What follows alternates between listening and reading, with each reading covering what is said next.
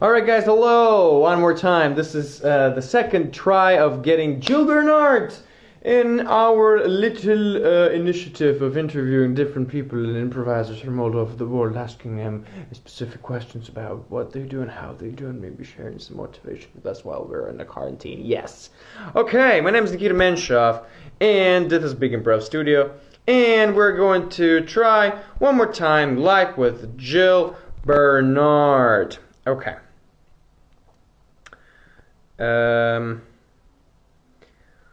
Please support us. We will be very happy if you consider to donate while we're doing this. So last time we weren't able to do that because something was wrong with the internet. Someone kicked in and interrupted us. So that's bad. Cool. So what we're going to talk about is basically we're going to talk about her book, because earlier in our conversation we talked about the improv style and the kind of improv that that Dжилл does. We're talking about comedy sports. We talked about what else we talked about? We talked about, well, generally, you know, like improvisation and stuff, right? So, yeah. So that is what is it like, right? Good. Yeah. So I'm just waiting for Dжилл, and she's here, and I hope this time we won't blow it. Let's do it.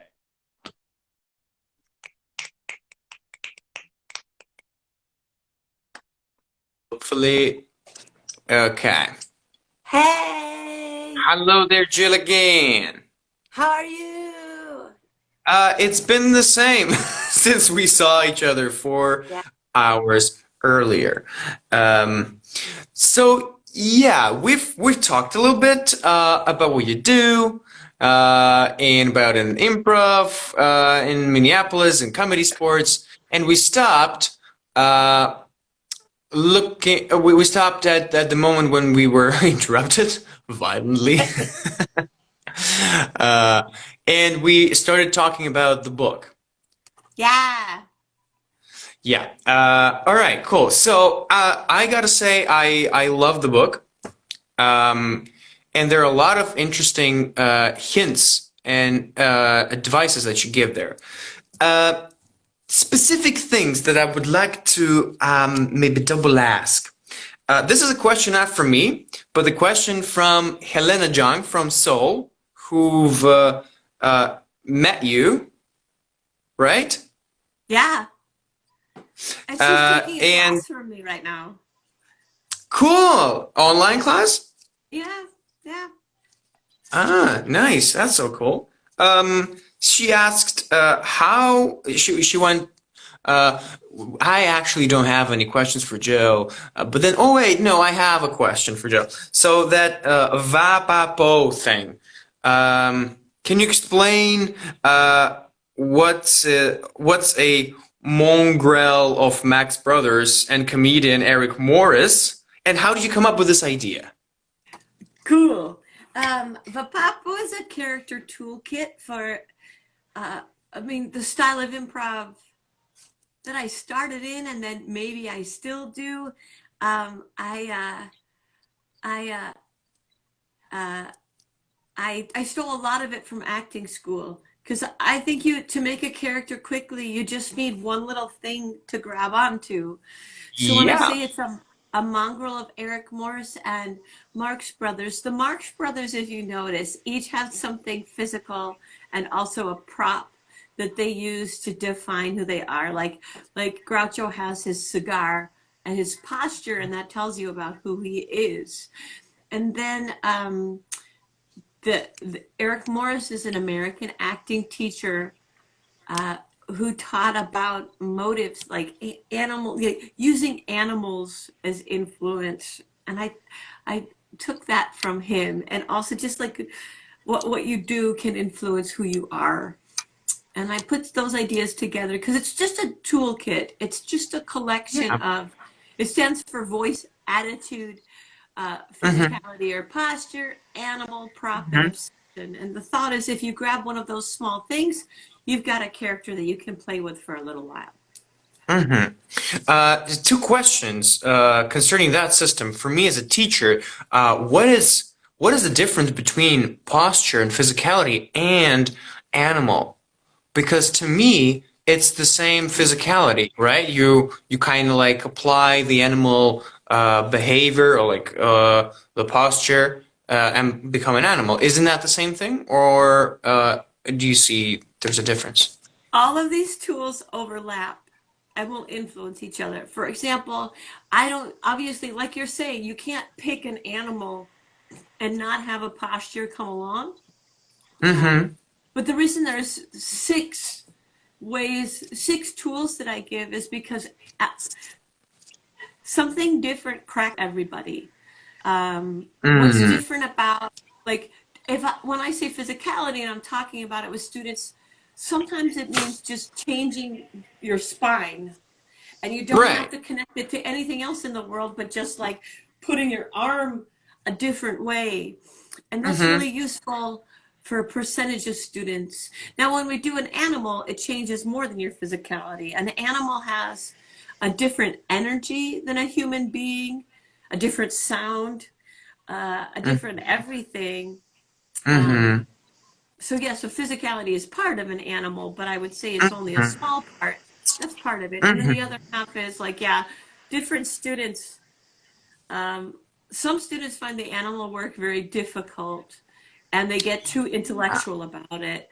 They're like, what would a duck do? And it's not about like trying to second guess a duck.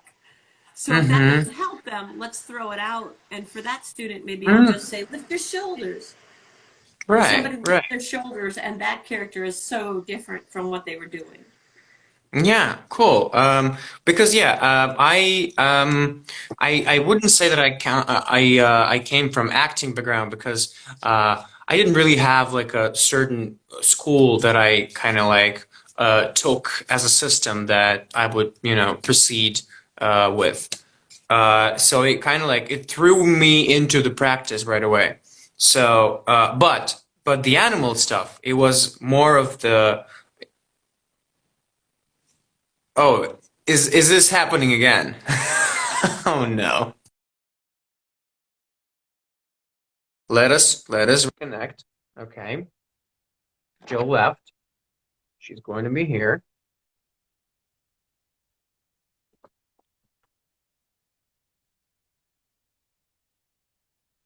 I don't think it's bad. I think an alarm went off on my iPad, and I think that like ruined the app. I don't think the connection's bad. Okay, all right. It's good. I think it's unrelated, but what were you saying? It sounded great. Yeah. So the animal thing really came from the acting background, rather than improv, more from acting. And I really before I haven't seen the obsession part. And you have like a small explanation here that says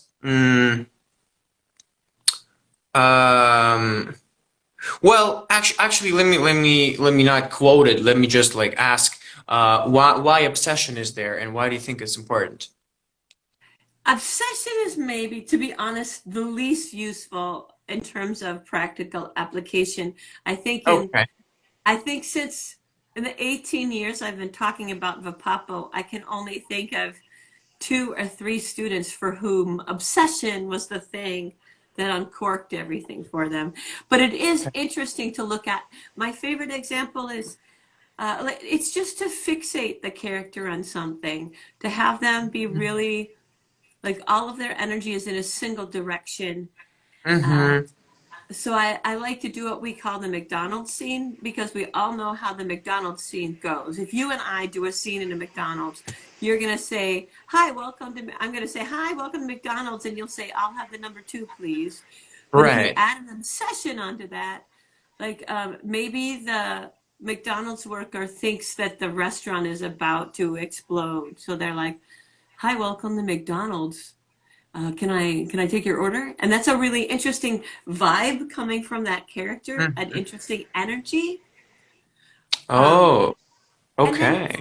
people from an acting background sometimes connect this to the idea of wants. What does your character want? Mm.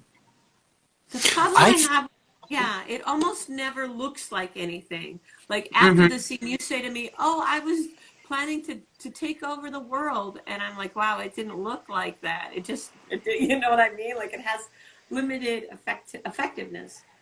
Mm. I thought it's about being obsessed of what's going on, is sort of taking it more seriously. That's how I understood it. Like, Wouldn't that be great? I like your idea better. because I read it and I'm okay. People used to go into the scene. Yeah, they're adding emotion. They're into character, but maybe this obsession part tells you as an actor part, not as a character part, but to your actor as like this is what I love. I'm obsessed with what I'm doing in the sense that my emotions and my motivation, my physicality has to be like on the edge. And I'm like, that's interesting. I love that. Let's do that. Cool. Yay. Because it's funny, I wrote that in 2002. And at the time, I was mostly doing comedy sports, and the needs of how to build a character in short form are different than long form. So everything in Vapapo, I moved to another level, a different level when I started teaching long form. For example, when people ask me the difference between long form and short form, I always tell them, in long form, we cry like this. In short form, we cry like this. Right? Okay. Of the emotion, the level of realism with which you're playing an emotion, the time Hmm. you take. So yeah, that's really interesting. Like, how are we treating these tools? I love what you just said about obsession because I think it ties more in with what I'm working on these days. Nice. So we have to expect fifth edition. Oh, I don't know. I have to update a lot. There's a lot to update in the book, so I just get lazy, and every time it runs out, I just reprint it like it is. Okay, all right. Good. A few. I also want to like since we kind of mentioned the long form and short form thing, and the difference between them. Do you think there are some games that? Oh, you know what? I have to credit you something. Uh, for me, one of the opening of transitioning to a Herald and how to make the students understand it more was your interview with I don't remember who, but you said about the French bread thing. Yeah. And then when students ask you, can we like take the ideas from the previous scenes? So let me ask you more of the narrow of that thing. First of all, I spoke with a lot of people here, and most of them, for some reason, they don't play Harold anymore. And French bread is kind of like a format that between, like, kind of goes before Harold. So my question would be, do you still play Harold? Do you teach Harold? And do you use that Harold techniques to educate new improvisers? And how do you play French bread with a ton of people? Is it the separate like stories, like two people scenes and then two people scenes because they cannot kind of reconnect? After like two scenes, we still want to see that scene and those characters. While in Harold, you can just like and do whatever you want, if that makes sense. Yeah. Um, to I never did a lot of Harold.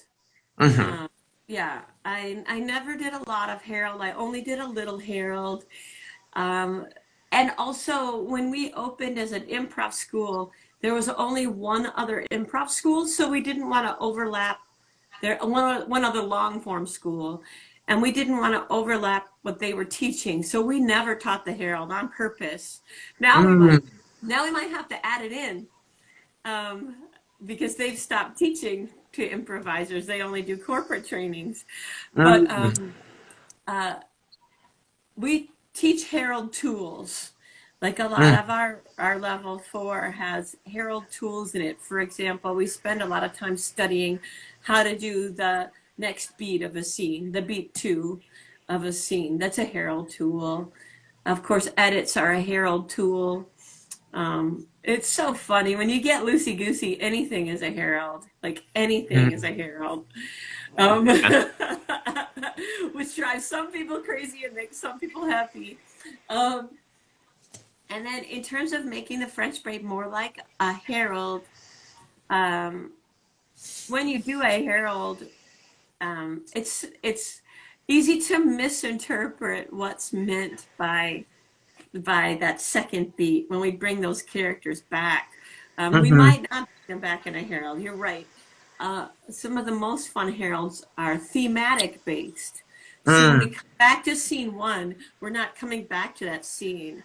We're coming back to the theme or whatever was most important about that scene, but not literally the same people.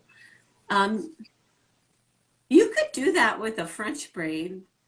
I've never worked on it that way because French braid I've always used as more of a teaching tool than for a beginning level. When I learned it, it was taught in San Jose at the Comedy Sports World Championships, and they used it we had like 40 people in it. Oh my God. So by the time you got back to the first scene, you kind of forgotten about it. But yeah, crazy. But, yeah, to make it into closer to a Herald, you'd have you certainly could focus and be more thematic based and sort of break the rule as to that we're going to come back to the same scene. It wouldn't be that different than when we teach the Herald. When we teach the Herald, we teach it very literally that we'll come back to those same 2 characters somehow, just so people get down the format. A lot of places in the world where the Herald is done, they treat it that way, like it's more of a narrative tool, and we're trying to tell 3 stories at once, which is really interesting. Okay. Oh, this is great. Now that we're at 11 a.m., more people from Minneapolis are tuning in. None of these people were live with us at 6 a.m. Yeah. No way. All right. If we speak about the number of people, I also want to know your perspective on the following. Again, if we remember the scene where you play the Super Mouse, and there's I think Matt from Canada plays a kitten, and all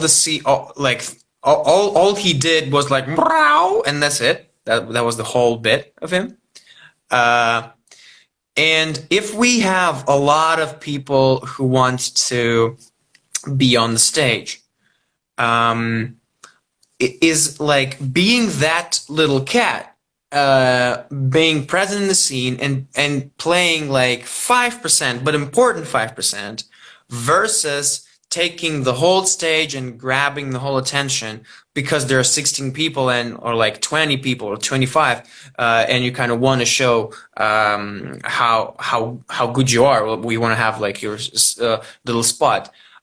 Is that an experience that tells you, okay, you need to support and do not kind of like take the shining whatever stage lights on you, or it's or you have to do like a different format to satisfy all of it? Because to be honest, I feel that I kind of don't know the right answer to that question, and I'm sometimes struggling. Like, how do I put every specific individual who studied with me to have their moment, on stage without taking too much of, audience feeling like, why is everyone having the same amount of like time? Is it like a redistribution of stage time?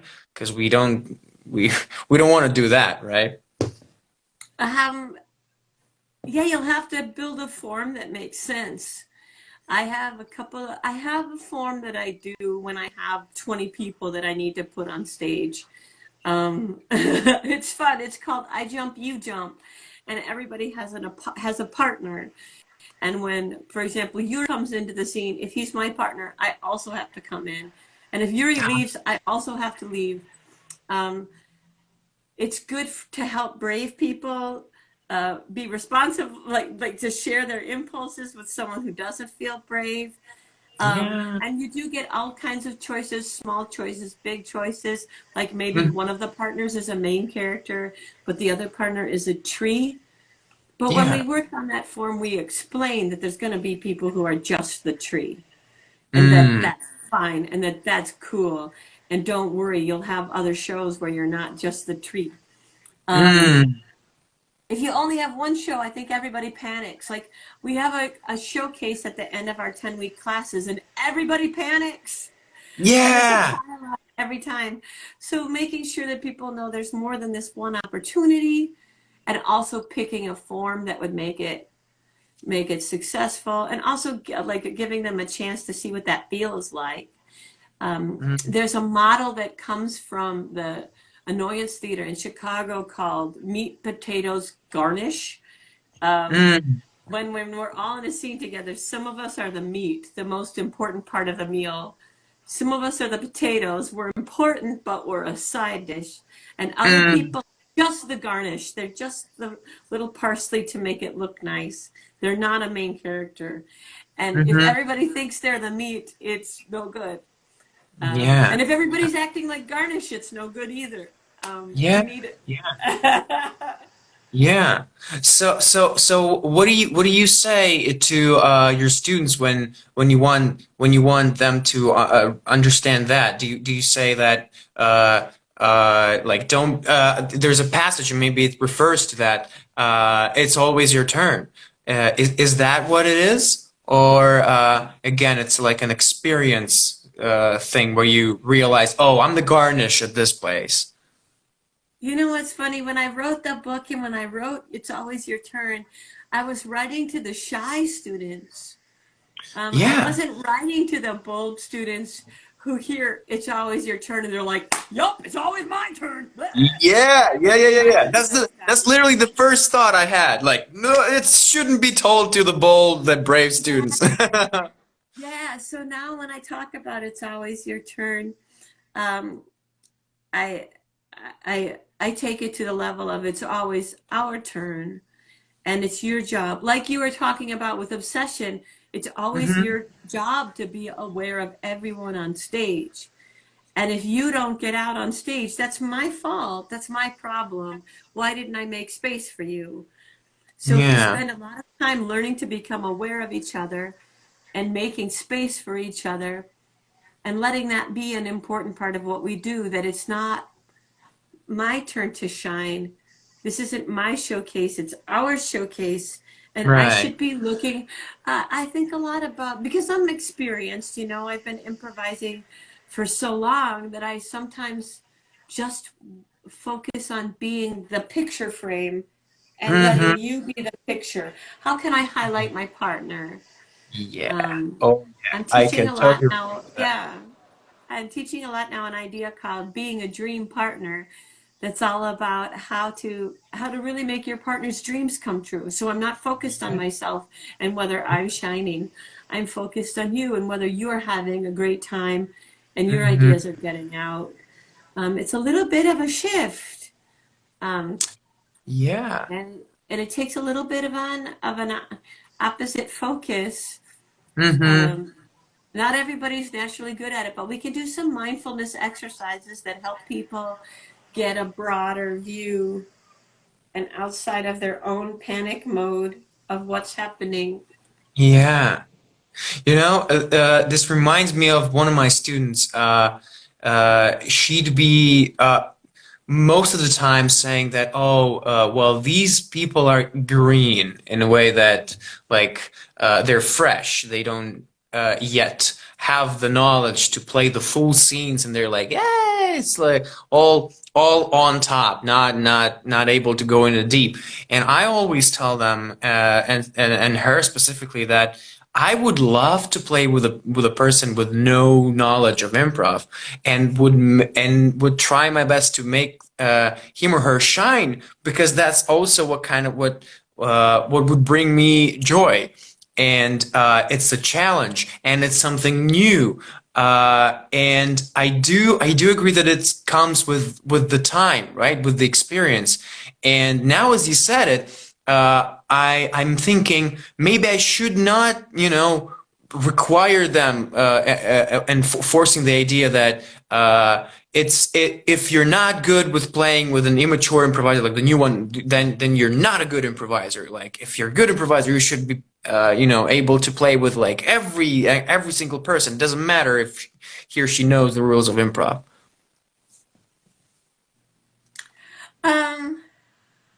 It is a very special skill to do a good job playing with new improvisers who are in full panic mode, because they're really great. Like, it's a really great skill to be able to, for example, like, believe in your shit more than you do. That's one of the things my boyfriend says, because he plays a lot with new improvisers, and a new improviser is desperate and like throwing out 1,000 ideas. And my boyfriend has the skill to like take the idea that you threw like desperately and let it be important and grab onto it. That's a really special skill. We can't pass by how special a skill that is. But I can see, like, sometimes people just want to play with other people with their same level of experience, because that feels good. I don't think there's anything wrong with that, with wanting to play with people who truly inspire you because they're doing grounded work or sophisticated, advanced work. I wouldn't. They're both good skills. I couldn't turn my back on either of them. And I enjoy both situations. I really love getting to play with new people, but also there's something really great in getting to play with experienced improvisers. Absolutely. Absolutely. If I'm given a choice, I would rather go with an experienced one to maybe to learn something new even. Yeah. A question about one of the passages of your book that says, here's the exercise. You cannot play two rules. One person cannot catch the ball. Another have to be super supportive of a friend who not able to catch the ball. How do you play that offline? Like, what's the exercise like? Oh man, loser ball is the name of it. Loser ball. Yeah, we all stand in a circle, and you throw me the ball, and I don't catch it. It like bounces off or goes past me, or I dive and miss. And then everyone in the circle finds something good about what I did do. They're like, nice hustle, or good hands. Some kind of football mom supportive comment about what I did. And then I grab the ball and I throw it to someone else who also does not catch it. The part you have to coach is like, sometimes people want to be sad, like you miss the ball and everyone goes, oh. Okay. So I'm like, no, it's never sad.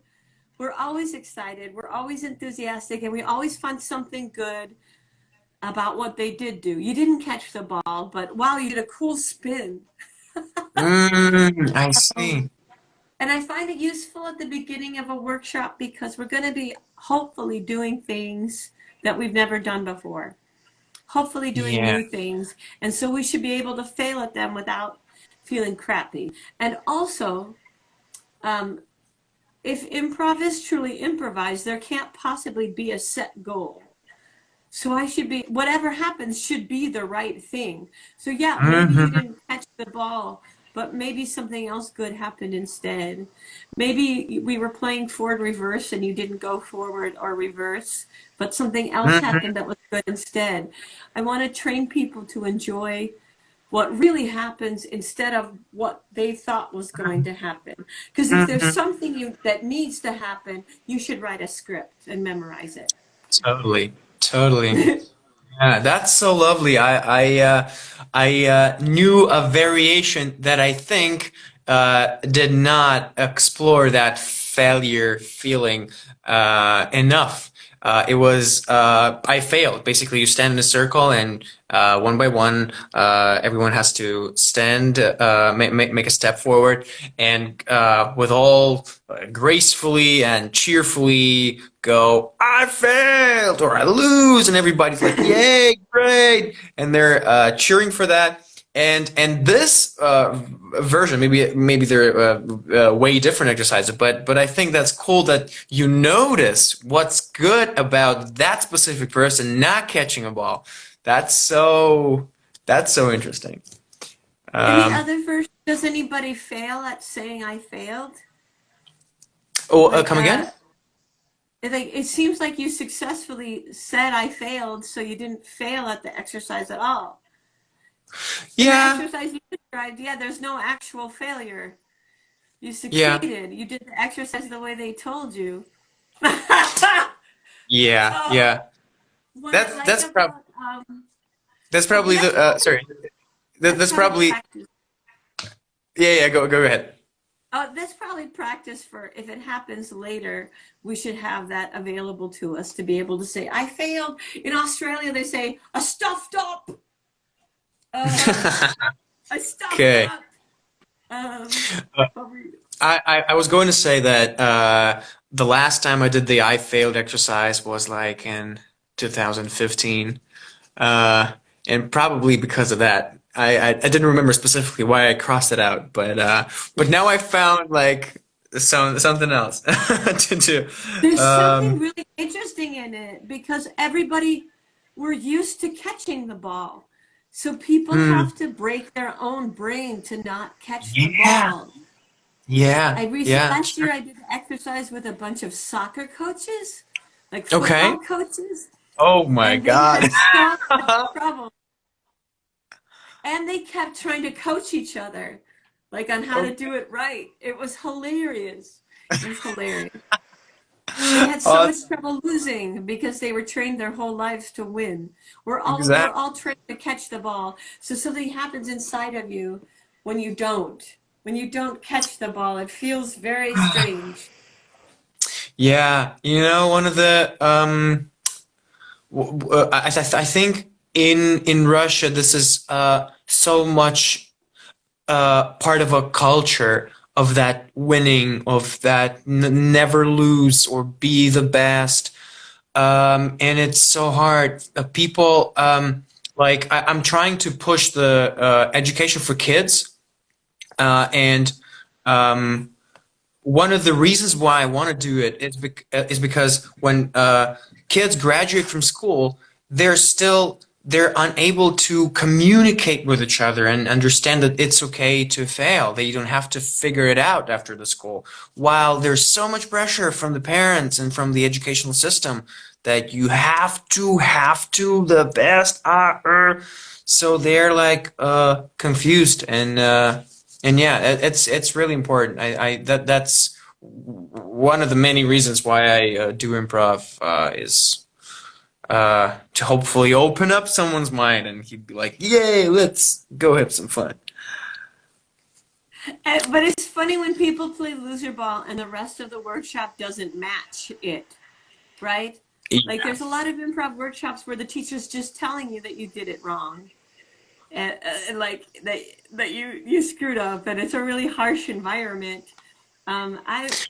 Recently I've noticed, in the last few years I've noticed that I don't care what students do wrong. Like I'm not worried about how the improv students are doing it wrong. I care about what they're doing right. And I'd rather spend my energy noticing what they're doing right, what they're doing beautifully, naturally, and strengthen that and play with that, as opposed to like, no, you're doing it wrong. You have to improv the way I do it. Doesn't feel useful to me anymore. Yeah, I see. And let me ask you this then. When you start teaching first students, right? And I'm not saying that this is my case or like someone else's. You have to seen a lot of bad scenes. It's just a natural thing. If you're not gonna play bad scenes, you never learn how to play good scenes. How do you approach bad scenes then? Is it like through a struggle, or you've seen a tiny thing that's good? Like, yeah, yeah. The whole scene isn't bad. I guarantee you that there was something good in it. Yeah. Like that's it. There's something good in it. And asking a beginning student to sustain a long scene is really tough. So maybe there Yeah. was something good in the first 7 seconds, and we can take notice of that and pour some water, put some sunlight on that, and it will grow. Yeah, there's something useful in it.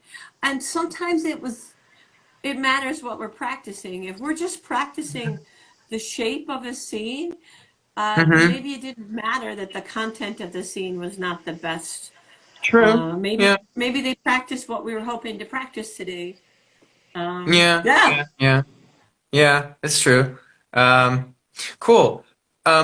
Speaking about the experience, it's the passage where you wrote the first month of doing improv, you kind of like learning everything, and then you're like you're good for like 3 months, and you're like, yeah, I'm rocking it. I understand all of improv, and then all of a sudden you suck, and you just can't help it, and you're like, oh my God, what's it? And it continues until you not. Until you don't suck anymore. So how do you estimate that amount? Why it's 3 months, and why people start sucking after playing 3 months? Because I noticed the same thing, you know. It happens. I just spoke from my own experience of how it felt for me personally. Just a guess. It's when you okay, so it has to do with the levels of unconscious incompetence, conscious incompetence, in unconscious competence, conscious competence. Like, are you Yeah. aware that you're competent? True. Do you There's full notice? level of Yeah. competence. I love that structure.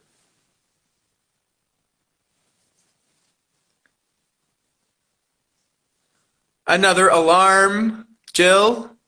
No, no, no, no, no. Do, do, do, do, do. Nothing's going on. Yeah. Reset.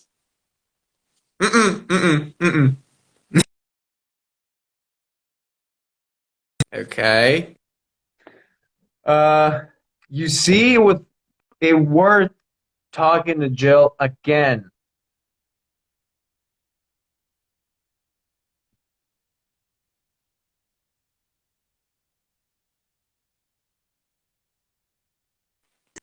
Hello? Another alarm went off? No, no, no. I don't know what that was. Anyway, Yeah, yeah. oh no. Once you become aware of what you're doing, you get what Keith Johnstone calls big hands, when like your hands are too like you're too aware of what you're doing, and it takes a second to calm down on that and get back into Right. kind of smooth sailing. Yeah. A lot of examples that, that I can refer to that, even more time of being that person. Like I have a friend of mine, I've been teaching him for probably like already 2 years. And at some point, like after a year, he became like an improviser that knows everything. And I'm like, that's it. That's not fun at all. I can't predict everything what you can do. It's because you stopped kind of putting yourself in some positions that you're uncomfortable or do not know what will happen. Now you know everything, and it's just not fun anymore. And it took some time for him to realize that. and he's getting better now, and I'm like, yay, good. The stage, we passed that. Yeah, people ask me, how have I improvised for 27 years? And it Yeah. feels like whenever I get to the end, it turns out it's not an end, it's a corner. And then there's something else Yeah. down this hallway with 17 doors, and then there's another corner. There's always something different to do, and a different style, or a different Mhm. project, or different people. Yeah, Yeah. yeah. Cool. I totally love that. Uh, Probably a final thing about the book, which I keep saying I love. So if you are in Russia and you don't know where to get it, I'm sorry. It's just me. uh, Wait, what else? Or did I ask everything? Oh, well, it's just the credits basically. Like I really love the man against the man. Oh God, we probably don't have to go beyond a certain amount of time with Jill. Um, The concept of man versus man, you were saying. yeah, man versus man, and there are other conflicts. I think that a lot of this is just a useful passage to understand. Well, just generally, like, a lot of useful passages, and I really like the other types of conflicts that you mentioned. Um, so yeah, it's just again saying how I enjoyed reading the book. Um, Yeah, because there's okay, so many people fall into argument scenes so easily because your scene partner is the only real thing on stage, so you feel like attacking that person. But if we can do a scene where we're on the same side and the right, problem is something else, like the problem is we have to fix this copier or cross this river, I find those right. scenes very interesting. Yeah, right. Probably closing question to that is the fireball theory that you discussed, the pauses, right?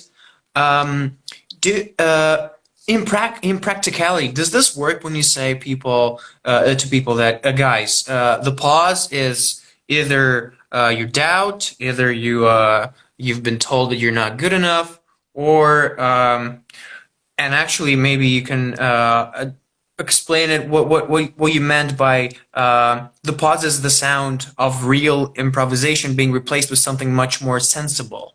So you overthink? Is that what you meant? Yeah. Because sometimes the voice in your head is telling you, be funny, or do something Mm, smart, or do something good, or do a good job.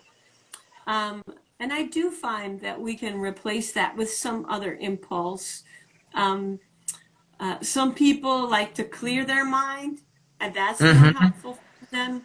Other people like to refocus on something else, like your idea of obsession again, right? Like having your energy invested in your partner or in the space is a good Mm-hmm. place to be, other than just trapped listening to the negative voice in your head, or just to be curious, to follow what you're curious about as opposed to being worried instead and Hmm. wondering whether you should do it Yeah.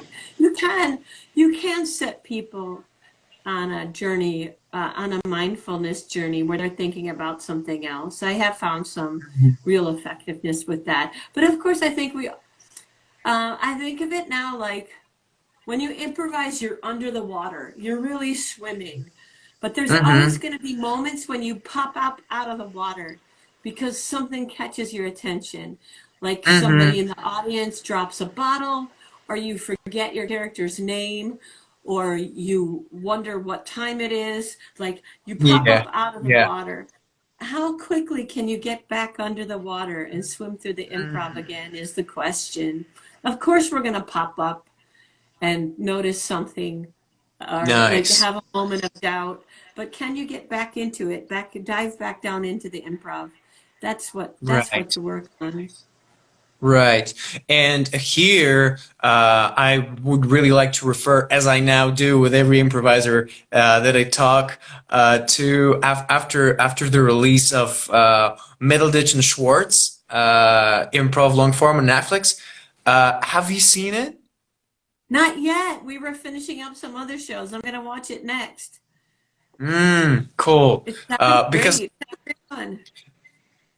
they did the three shows, and I like all of them.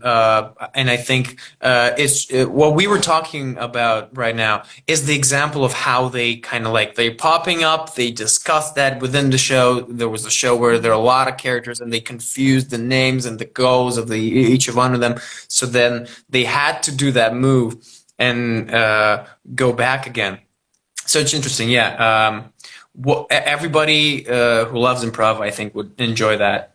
Um, let's talk about something that's happening right now. How do you what do you do? Is that online thing?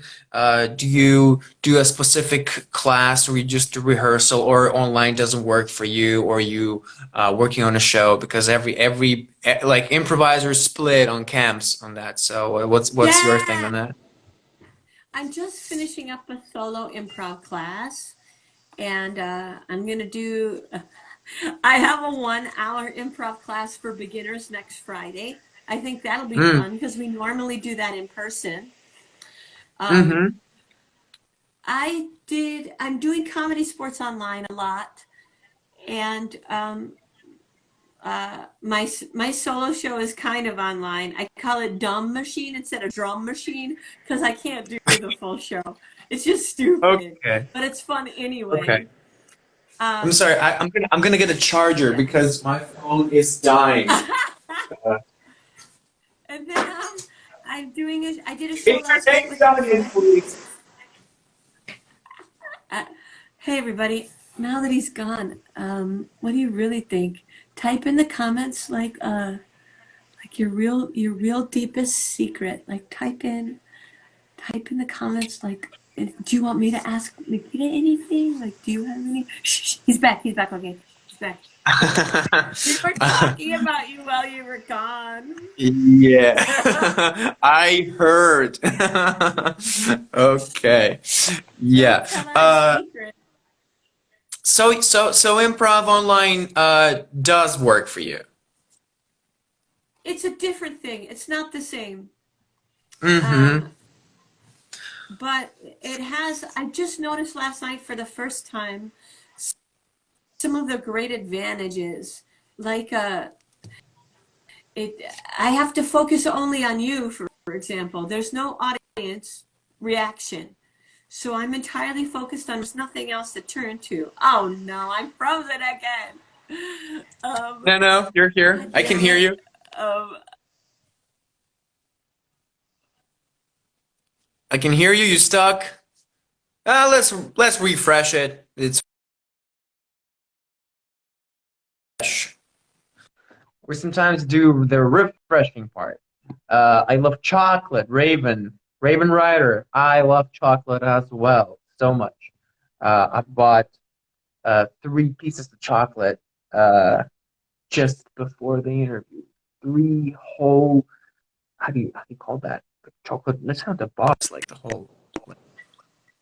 Yeah. that All was right, great you're back. timing that I was in the middle of talking about how you can't be distracted from your scene partner. Anyway, um, and Okay. also just the fact that we can play with the camera, like we have something to play with now. It's of course not the same as being in person, but there are advantages. For example, the fact that you can play with somebody on the other side of the world. Um, Mm-hmm. yeah, it's something different. It doesn't have to be um, a bad duplicate. It doesn't have to be gas station sushi. That's what I've been calling it. Like, you don't want Mm. sushi from a gas station. So like, don't try to copy. Don't try to copy what you would do on stage. What can you do because we're in this format that's special and unique? Mm-hmm. Yeah. And what have you enjoyed more? Is it the show, or is it the class, or is it the new opportunities that the framing of filming gave you?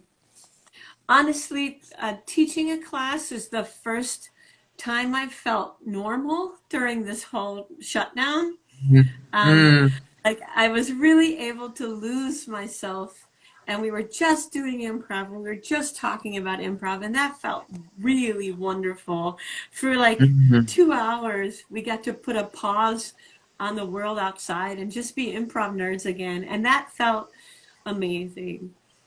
Um, Comedy sports is a lot of pressure because it is such a polished show that I feel like I'm spending the mhm, whole time struggling to turn my camera on and off. Like, so mhm, you're also trying to do improv, but making sure your lighting is okay. Also, um, uh, drum machine turned out to be too difficult to really do because of the amount of energy and audience interaction. But mm. yeah, teaching a class and just getting to be creative, just getting to create and see what it looks like and experiment and play felt amazing to me. I felt so Mm, fortunate in that moment to get to be there with those people trying something. It felt wonderful. mm. Yeah, I felt well, probably I'm in a mixture of feelings at the moment, but I definitely love I launched an intensive on characters, and we have a pretty small group, but since I'm like I got the new challenge of like inventing what we can do with the cameras. I spend so much time and like figuring out, okay, what's gonna work, what's not, and then still in the process while we're doing those things, I'm like, oh, okay, this is not working. Okay, that's this might work. So this is the coming. This is like a small piece of what I loved doing offline. I can sustain doing that, and it kind of gives me that buzz and that fun. So yeah, that's definitely the positive side of this. Um, Although I have a question, and probably you will get a great answer again because they have a passage about it in a book, and maybe refer to it. I started to kind of like being a bit jealous for those people who kind of went into more of a video stuff like TikTok or like doing more Instagram posts or like selling new online courses of like, oh, get yourself educated in this and in that, and like the strategics and like the checklists. And I kind of feel that improv has all that powerful skills that all of those offers around the internet that you kind of see. You actually could have learned just by visiting like one or two improv classes. But like people would still go there because it's more, because it's packaged differently. So what I notice is like, God, maybe we should, like attribute our skills into how to do like a fun TikTok video that will gather like a lot of a million views or whatever, like new subscribers. So yeah, I kind of have those thoughts. What are your take on that? And did you have those kind of like? I know you didn't probably, but yeah, what do you think? Oh, a blind panic? Yeah, I had a blind panic. Um, yeah, before this, we didn't really spend a lot of time working on our online presence because it wasn't important. It wasn't what we have limited resources, so we weren't going to Yeah. to have a really beautiful YouTube channel. You have to have a beautiful camera. You have to have someone curating it, editing it. And I'm not upset that we didn't spend resources on it because it didn't make sense for us at the time. And the things we're doing now with it are pretty cool. Um, I think everybody's going to come out of this with new tools and like new goals of what to do. Um, but we were trying to figure out what to do with our Monday night show, and we realized instead of panicking and trying to make something quick, we're just running reruns. We're just running old video of shows we've done before, and of course everybody didn't get to see them, so it's a nice opportunity to share some shows that we were proud of at the time. And it's not fancy, it's just our crappy stage camera. Yeah. We don't all have to do everything. You can do what you have energy for or what makes sense for you. And also, we don't have to do desperate things. I would so much rather we do the things that inspire us than the things we feel desperate to do. I've been getting a lot of, like, when we started from nothing. Like, our theater started from nothing. My business partner, Butch Roy, recently put up a photo of what the building looked like inside when we took over. It was nothing. It was 4 walls. And Oh. so if we lose everything in this time, if we lose everything, we still have a better nothing than the nothing we had when we started. Because we have colleagues, we have friends, we have experience, we have a reputation, we have contacts. Our nothing that we will go back to is a much richer nothing. So I'm not really worried about losing everything, even though we very well could. You know, improv theaters are closing right now. All kinds of businesses are closing. So we could lose everything, but I like the nothing that we would have. And honestly, we're doing okay. So I don't feel like doing a desperate to be something I'm not. And I think when people do those projects and they're not truly inspired, you can kind of tell. It feels inauthentic. Yeah. But some people are truly inspired by this moment, and that's great to see. I don't know which you're in, if you're truly excited to make a class on how to do cool TikTok videos or not. It would be a cool class. No, you know, it. as you're saying it right now, I realize that I definitely don't want to do that class. But yeah, I'm doing what I think is, you know, what I'm kind of inspired right now, and I'll see what's going to happen next. And yeah, I think there is no better way of kind of like summarizing of what we discussed, because it's I love the way you put it, and I gotta say that I didn't have that perspective, that we would end up having bigger nothing, because I kind of thought inside of that, I don't, yeah, there's a lot of like, there's a small fear in that, but yet it's not, I kind of felt something positive, and then here you formulated it this way, and I'm like, yeah, exactly, that's probably it.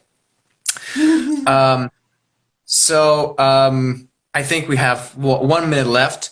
And I gotta say thank you very much, Jill, for joining us. 2 times, or actually no, not 2 times, 1,000 times. Can you hear me, Jill? Is it working?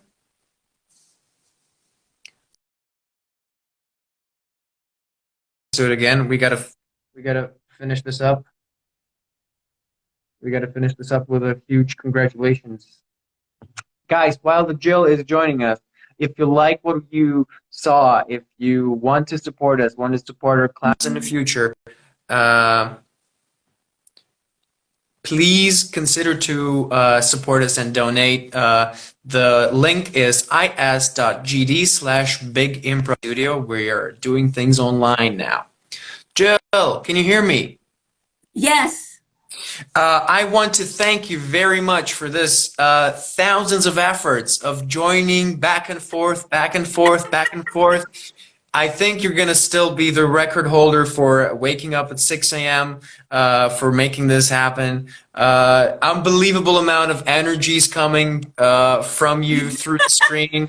So many laughters, so many interesting insights, like I couldn't even count them. Very inspirational. So thank you very much for being with us. Oh, thank you so much. Thank you. We'll talk Okay. later. Yeah. Bye. All right. Goodbye, everybody. This is going to be it. Goodbye, Jill. Right. I have nothing else to say. Support us, please. if you have this opportunity, read Jill's book. I think it's on her website. And yeah, take care, stay safe, find your inspiration, and do what makes you happy. That's also a quote from Jill's book. All right, that was Nikita, Big Improv Studio. See you tomorrow. Goodbye.